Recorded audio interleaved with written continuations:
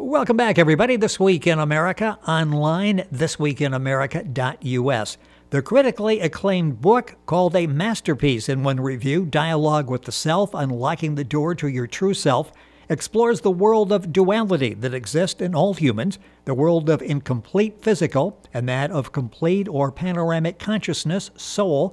The narrative in the book depicts a journey into a hypothetical city to interact with people whose world isn't significantly different than ours, yet whose views and perception of life are slightly at variance with ours. The author is Dr. Wahab Owolawi, an audiologist and university professor who has a penchant for extensive reading on subjects related to his specialty. In addition, he also is an avid reader of other scientific, philosophic, and self-development related books, a talented writer of self-help books himself, co-author of Affirmations for Successful Living. Dr. Wahab Owolawi, author of Dialogue with the Self, our guest on today's This Week in America, coming to us from Nigeria on the program. Doctor, welcome to the show. It's a pleasure to have you with us on the program. Thank you. It's a pleasure having me. And I appreciate it. Well, it's just there's so much in the book to talk about, and I want to go back to the whole concept of this. The book, I understand, came about when a friend of the family sort of challenged you and said, it's okay, time for your wisdom to be shared by the public now. You really need to sit down and write a book. Is that how it all began, where it's like, okay, you've got these great ideas, let's share these? Was that the start of the book, Dialogue with the Self? Yes, absolutely right. I was challenged by a friend in South Africa when I just simply made a quotation stating that until philosophers become kings or kings become philosophers, the world will continue to experience the turmoil that we are actually experiencing at the moment. And that was the catalyst that fired my imagination to delve into myself after reading so many books, Deepak Chopra, Wayne Dyer, Eckhart Tolle, all the self-help development great writers. I now synthesize all that I have read in addition to my own inner inspiration to bring forth what I would call, what I would entitle as a dialogue with the self. Because we need to dialogue with ourselves. Do we know who we are? We tend to look at the physical, but there's something beyond the physical which the average human being need to align with. If we want peace, inner peace, if we want peace in our environment, peace in the world, peace across the globe, then we need to go beyond the physical. The physical is just like a cloak. And if I put on a red shirt and you put on a blue shirt, it doesn't make us different. It's just a matter of the outward garments.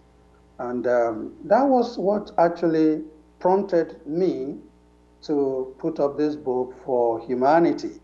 And I do hope that humanity will be able to garner some information, useful information, that will certainly make our world much better. Well, it will, and there is so much information in there, and you're right. At this moment, this is really a needed book. The name of the book is Dialogue with the Self, Unlocking the Door to Your True Self. The book's available at Book Venture, also at Amazon, at barnesandnoble.com. If you go to our website, thisweekinamerica.us, you can link on directly to get information on the book. And it's an interesting concept, the way you tell this story with this hypothetical city. Talk just briefly about that, how you set this up, because it really brings out all these valuable lessons. As you're reading the book, it's like, wow, this makes sense. And the next paragraph is like, okay, well, this is important too. And suddenly you've got a book full of notes after you're reading the book, the Dialogue with the Self. Talk about the concept of setting it up with the city. Yeah, I would say the city, the hypothetical city, is related to my own inner being. And it's a state of consciousness. It's a state of awareness. When one becomes aware things tend to be more tuned towards what we can call ecstasy. Ecstasy through your inner being, your inner self. And the Niyod, dialogue in the city of Niyod, is hypothetical. I mean, the Niyod city is hypothetical, and it is an ideal state where things work, where people recognize the fact that we are more spiritual than we have imagined. We are spiritual beings on a material journey or on a worldly journey. And if a man, when I say a man in a generic form, can align with that spirituality, that intangible, silent being that is resident within us, not only the individual will become a better human being, but it will also radiate this peace, love, harmony amongst all those around him or her. So this is it. And if majority of people in a certain locality, be it a country, a region, or geographical environment, decide to tune into that spirituality, which is resident within us, then of course I believe strongly, arguably, that the world is going to be better for it. We can see that we are passing through a tumultuous times all over the world. It's a global phenomenon. And what is actually the cause of these tumults? What exactly is wrong with us as a human being, as a species? We are supposed to be, we are known to be more intelligent, to be creative. We have all the inventions we've made, over time across millennia, but have we actually reinvent ourselves? We need a new mind in a new body. It could be a same body, but we need to renew our consciousness. And that is what I'm trying to advance to all mankind. So the New York City is an hypothetical city, it's an ideal city where people are conscious of who they are and what they want to do for the good of mankind. And they tackle some very important issues you tackle in the book. The book is called Dialogue with the Self. The author is our guest on the program, Dr. Wahab Owolawi. The spelling of that is WAHAB OWOLAWI. The book is Dialogue with the Self. We've got the link to on our website, thisweekinamerica.us, books at bookventure.com. Of course, in the bookstore, it's available at Amazon, Barnes & Noble as well. You talk a lot about the soul in the book. Talk about that and how one aligns at the soul and why that's so important. Yeah, thank you, Rick. Yes, the soul is the seat of wisdom. The soul is the seat of what I can call an eclectic being that is resident within us. The soul never dies. It lives eternally. The body dies.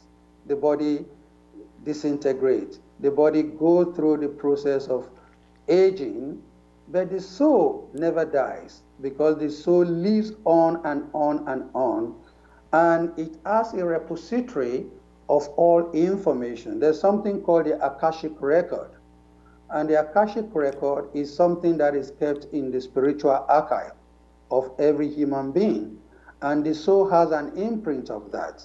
So the soul has everything about your past, about your present, and about your future. But the thing with us is that we have a limited scope of things in life because of the fact that we solely depend or rely exclusively on the five senses. The five senses are great. They do us great service, but they are limited in scope. And that is the reason why the soul, when it is in alignment with who you are, and if you allow the soul to drive your intuition or to drive your life, it's going to be much more impressive, much more comfortable, much more peaceful. Because at the end of the day, what are we really striving for? We're striving for peace. We're striving for love. We're striving for what have you, all the good things of life. But how does that come about? Like I earlier stated, we've got so, I mean, we are talking on Skype now. It's a great invention. It does not discriminate. It does not, you know, it does not say, oh my, you from a certain locality, you can use this system, you are, I mean, I don't want to talk about racism, but you are black or you're white or you are brown, you can use this system. The internet has actually demonstrated to humanity that if we could behave the way technology behaves, the world is going to be better for it. There is no sexism, there's no racism, there is no discrimination. Now, this is what the soul does. The soul does not discriminate. The soul does not create, you know, barriers. We call it the wall of Berlin. The wall of Berlin has come down physically, but spiritually it still exists. And until we are able to break that barrier, that is the time humanity is going to experience what is called peace profound. In the Buddhists, they call it nirvana. And that is what we are striving for. In religious circles, everybody talks about peace. But are we in peace? Are we in peace in reality? And it is because we have not made that attempt to discover who we are. We are spiritual beings treading on the path of material reality. And unless there's an harmonization of the spiritual with the physical, then we will continue to grope in the dark. So the soul is the essence of God in every human being. It does not matter if you believe in God or not. There's something higher. There's something greater. There's something more fundamental than what we see in the outward manifestation of physical. So it is only when we go into that realm, and that is why you see babies. Babies tend to be more spiritual. How are they spiritual? They know no color. They know no gender. They know no barrier. That makes them more spiritual than we are. And like the biblical saying, I'm not a Bible student, but it is said that if ye can be like these little ones, you will have entrance into the kingdom of God. And where is that kingdom of God? It's within you. It's not out there. It's right within us. And it is only a matter of taking the opportunity, the privilege that we've been given, the free will that has been extended to us to align with that which is within, and that is the soul. So I hope that, makes sense. It's in the book, there are so many great quotes, and so often people are like, I'm not quite sure what spirituality is. You have a quote in there, religion as the skin of the banana, while spirituality is the banana. And I'm thinking, That's okay, right. I understand this now. This makes sense now. I've not heard it explained that way. Usually That's you get right. this real long explanation. I have no idea when they're finished what they're talking about. That really sums it up, doesn't it? Sorry? Yeah, that really sums it up. That gives us that information. Yeah, that's true. Thank you very much, Ray. Religion is the peel of the banana. It's not my quote, but I use it to buttress some of the points that I've advanced. And if we look at it today, religion has been with us for millennia. And if we look deeply into it, we will see that there's something missing, there's something amiss. Some people, majority are now asking questions. If religion is to take us to the height of spirituality, why is there so much chaos and turbulence in the world? Why are we experiencing this? Religion is advancing, but we still have this chaos all over the place. If religion were to be spiritual, yes, I'm not doubting the fact that there's some spiritual element or content within religion, if one practices it sincerely with all sense of humility and dignity and so on. Fine. But there's something more, and that is the real banana. That is the fruit. And until we are able to align ourselves with that fruit, which is the ultimate, which is the aggregate of everything, then we will continue to have this turbulence from time to time. If you take a notice of this, Christians kill Muslims, Muslims kill Christians, Muslims kill Muslims. Not all of them, there's no doubt about it. There are just few individuals who have gone rogue. But if we critically take a look into it, there's something beyond it. And what is it that is beyond religion? It is spirituality.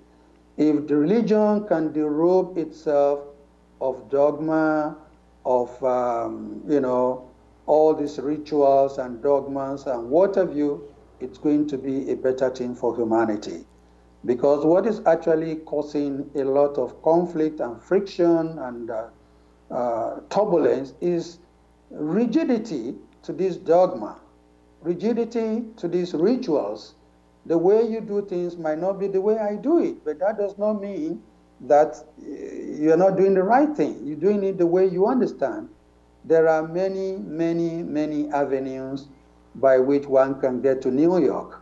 You can decide to go by air, you can decide to go by sea, you can decide to go by whatever means. You get to New York. It doesn't really matter. So at the end of the day, everybody wants to get to the peak of the pyramid. What is the peak of the pyramid? That is the summit of life. No matter the way you tread, if you try to go through the Islamic way, all well and good. If you decide to go through the Christian way, all well and good. If you try to go through the Buddhist way, through the Hindu way, through Zoroastrian ways, through, everything leads to one point. What are we all seeking?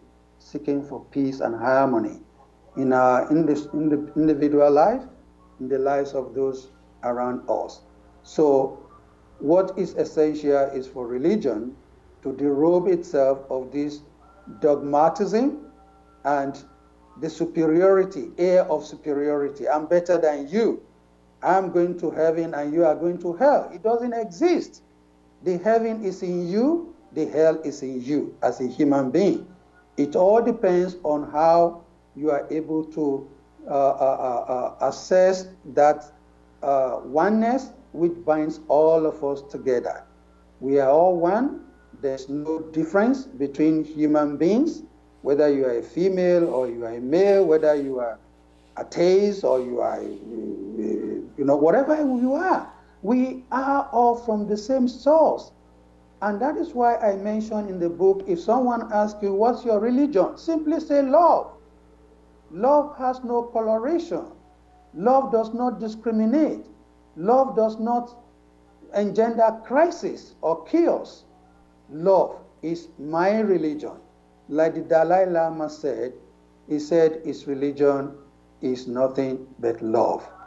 And that is what we need to propagate.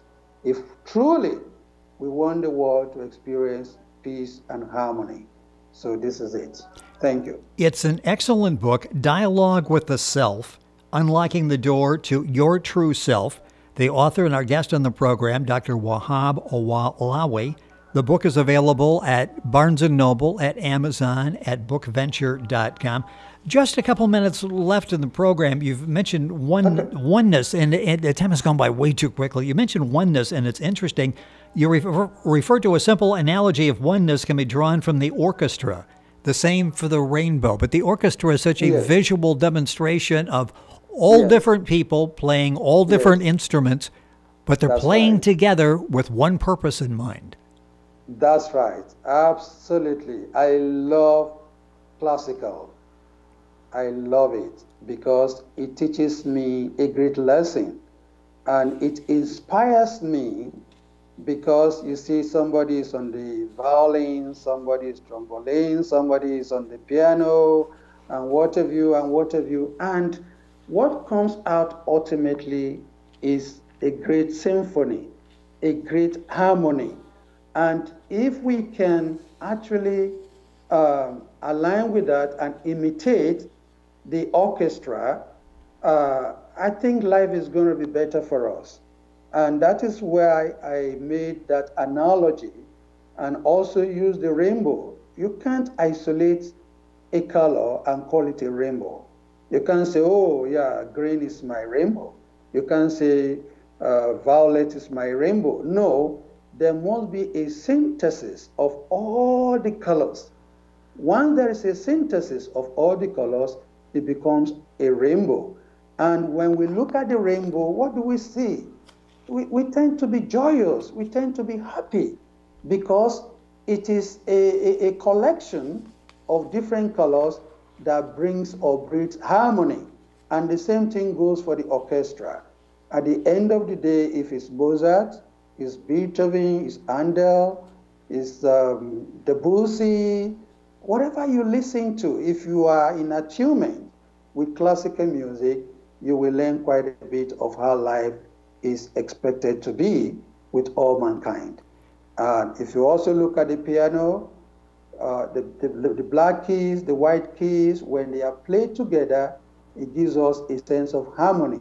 So why do we segregate ourselves? Why do we now believe that I'm inferior to somebody or I'm superior to somebody? Yeah, you can be more experienced. Your environment can enrich you better than, it does with some people. Right. That is quite understandable. It's quite well known.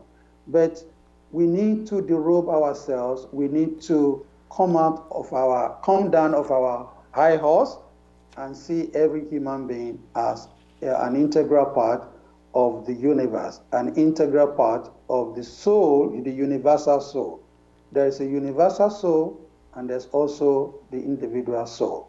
The individual soul is linked to the universal soul, and it has no color whatsoever. It has no segregation. It has nothing to do with you are blue, you are white, you are green and yellow. That is it. It's got nothing to do with your geographical location, So this is the message that is contained in the book.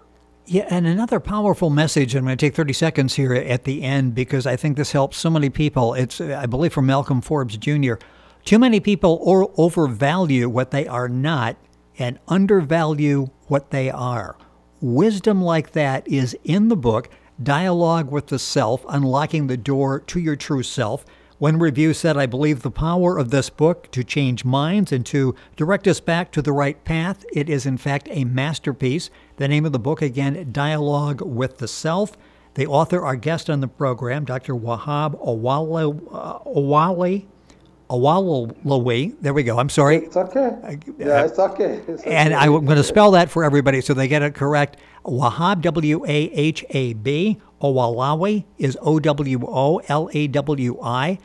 And again, you can link on directly to our website, thisweekinamerica.us, and get direct information on the book. It's available at bookventure.com, at Amazon, at Barnes & Noble. The time has gone by way too quickly. Doctor, thank you so much for sharing this with us. Again, I really appreciate having the chance to read the book and to talk about it on the program. Thank you, sir, so much.